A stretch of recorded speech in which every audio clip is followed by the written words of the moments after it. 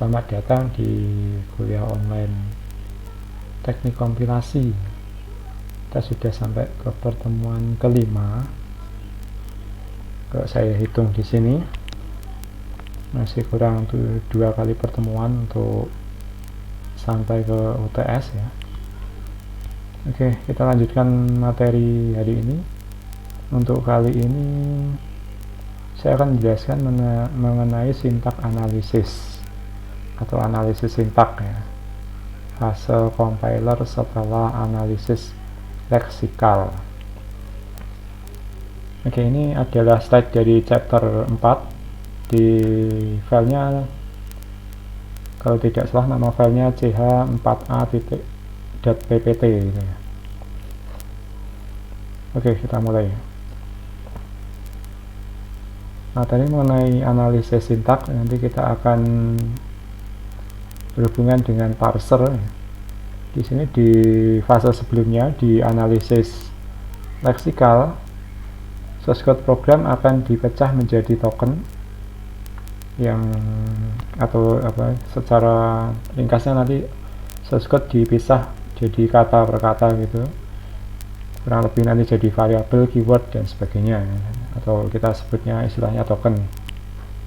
Kemudian dari situ parser akan mengolah token, kemudian di sini akan dideteksi apabila terjadi error. Ada 2 jenis error, syntax error dan semantic error. Kemudian hasilnya dari token itu yang sudah diolah oleh parser akan menjadi intermediate representation atau bentuk pertengahan.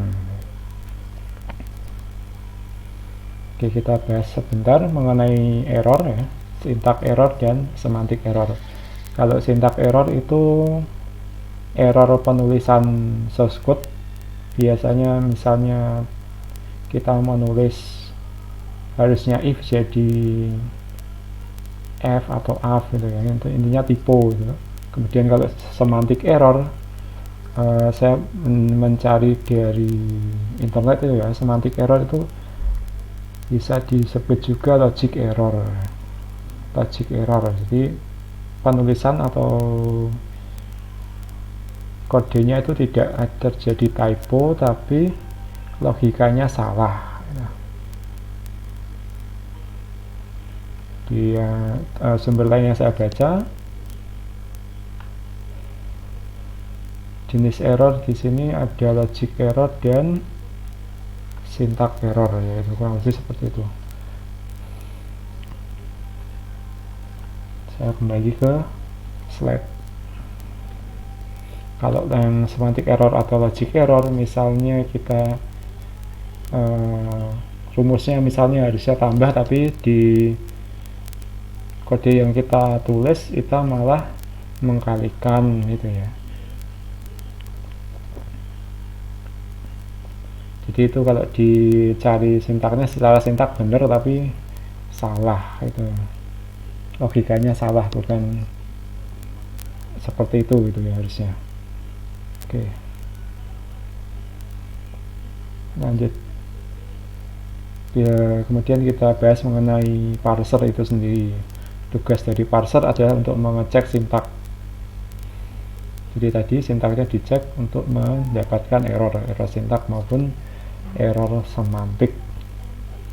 Kemudian ada fase atau tahap ya, syntax directed translation, akan mengecek semantik atau tadi mencari errornya, terus menghasilkan intermediate representation. Ini bentuk perantara dari source code sebelum nanti dijadikan executable ya. Jadi nanti source code diubah menjadi bentuk pertengahan atau intermediate representation. Intermediate representation ada beberapa jenis di sini. Misalnya yang pertama adalah abstract syntax tree, atau bisa disingkat pohon sintak gitu ya, syntax tree.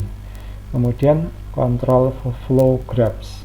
Di sini saya juga, atau mungkin teman-teman mungkin belum familiar ya, ini control flow graph itu sederhananya mirip seperti flowchart.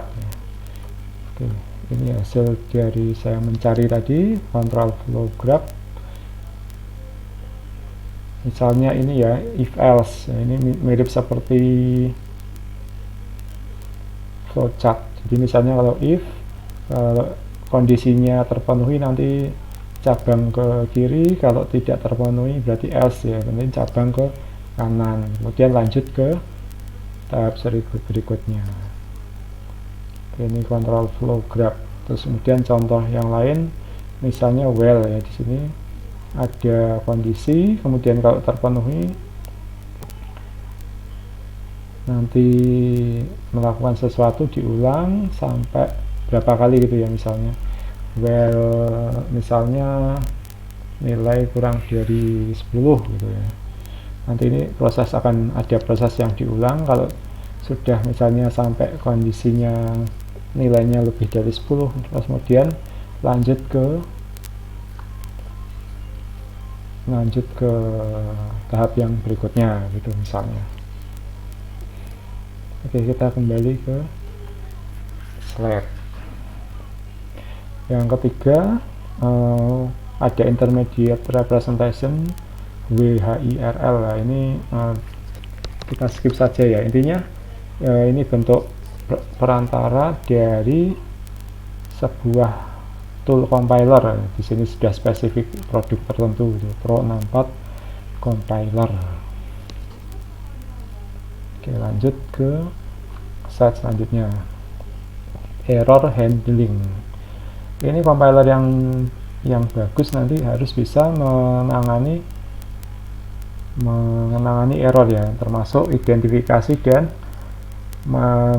menunjukkan lokasi errornya begitu.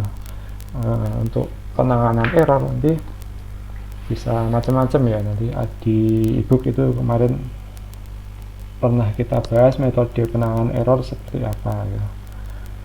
Ini contoh-contoh jenis error, kemudian bagaimana sifat penanganan errornya gitu ya. Yang pertama lexical error, ini important atau penting ya, nanti compiler bisa dengan mudah merecover ya. Jadi kalau ada error leksikal, nanti dia bisa merecover kemudian melanjutkan prosesnya ya, misalnya. Kemudian syntax error, ini paling penting untuk compiler ya, tadi salah ketik typo gitu misalnya, itu juga bisa direcover oleh compiler ya. Kalau ada salah ketik, compiler bisa langsung mengidentifikasi errornya, kemudian misalnya memberikan saran ya, yang benar itu seperti apa, itu contoh recovery-nya. Oke, masih soal lexical error tadi, nggak saya cek ya ini. Lexical error, penjelasan yang lain ya, ini adalah input apapun yang ditolak oleh lexer itu, atau apa ya, yang memproses token tadi ya, atau parsernya.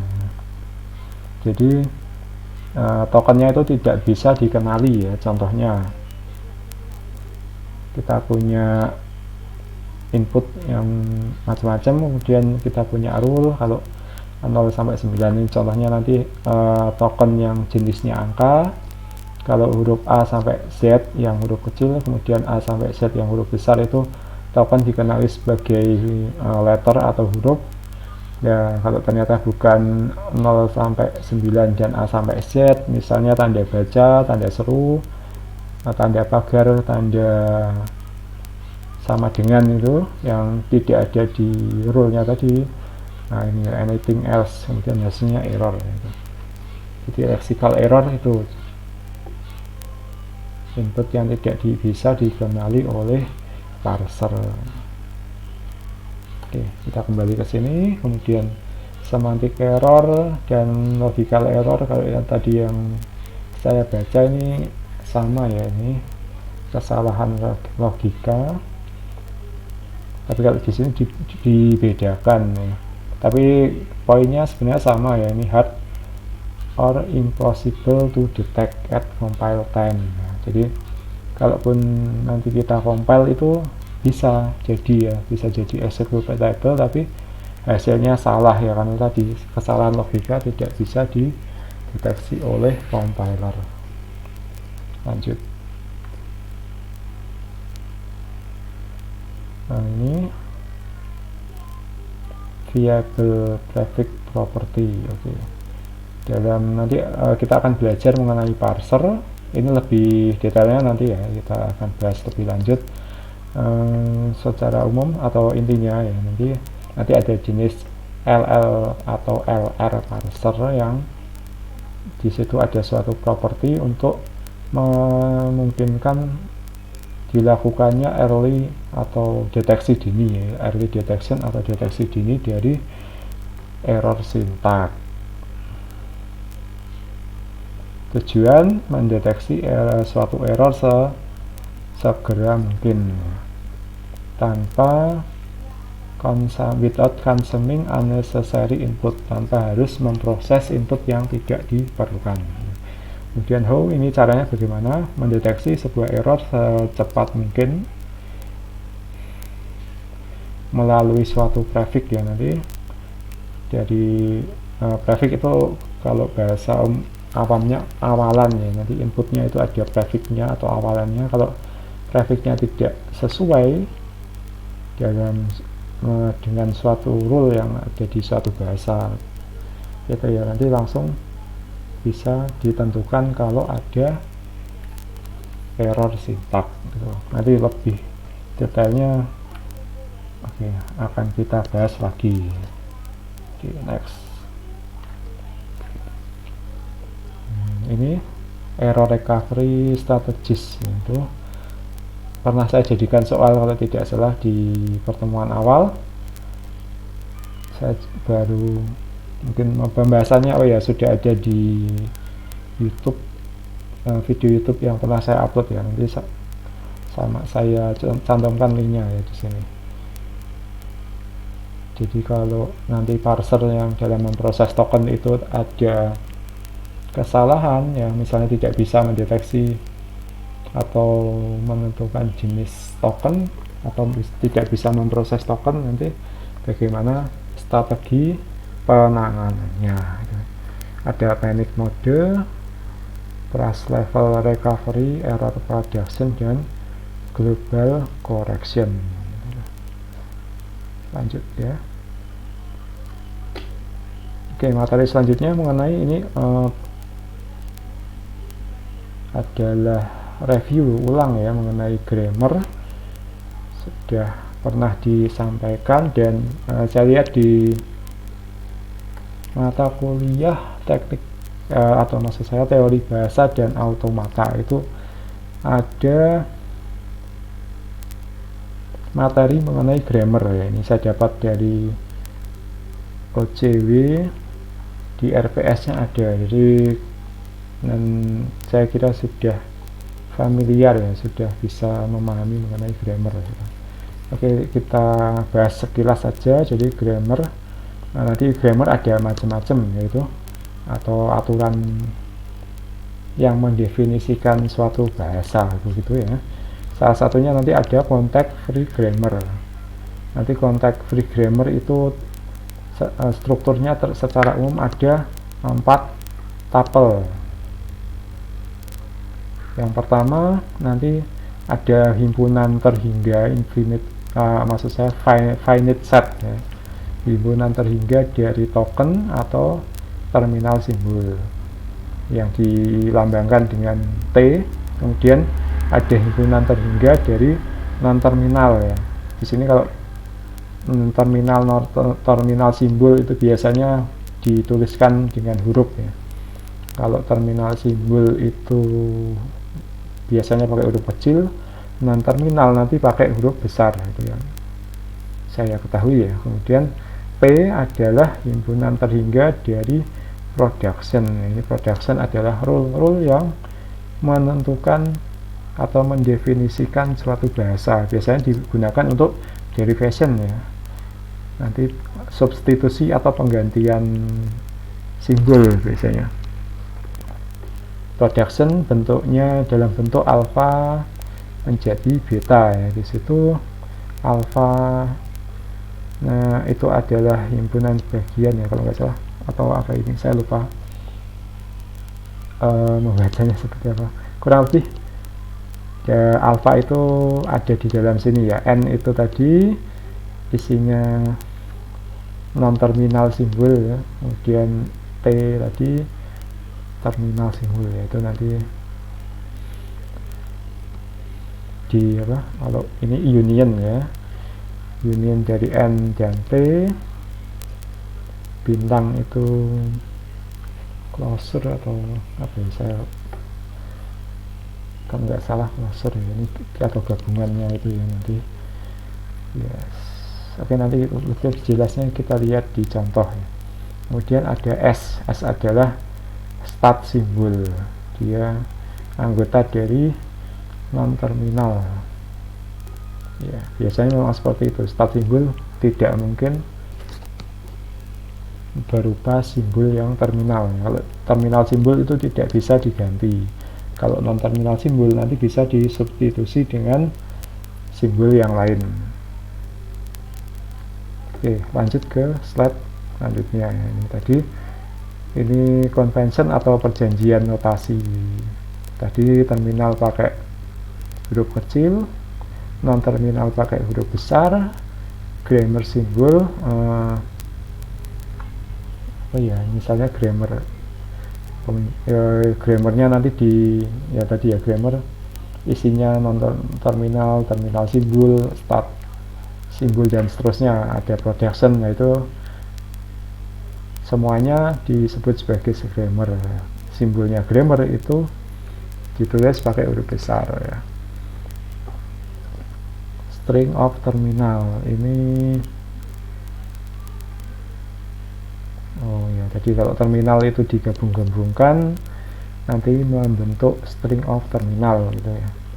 Kemudian string of grammar simbol ya, tadi grammar simbol kalau digabungkan gitu ya di sini. Oke. Saya lanjut ke slide selanjutnya. Kemudian derivation ya. Derivation ini proses atau kata penjelasan singkatnya proses pembentukan string ya, nanti dari sebuah aturan grammar ya. Nanti ada simbol-simbol yang digantikan berdasarkan rule yang ada pada grammar atau production yang ada di dalam grammar ya. Di sini ada beberapa hal. One step derivation ini misalnya dari suatu simbol digantikan dengan simbol yang lain. One step hanya satu langkah itu ya. Alpha A beta jadi alpha B, terus kemudian gamma ya, ini kalau nggak salah beta, jadi A nya yang diganti begitu ya. Sebagai tambahan, nah yang poin kedua ya, ada leftmost dan rightmost. Oke, leftmost jika alpha tidak berisi non terminal.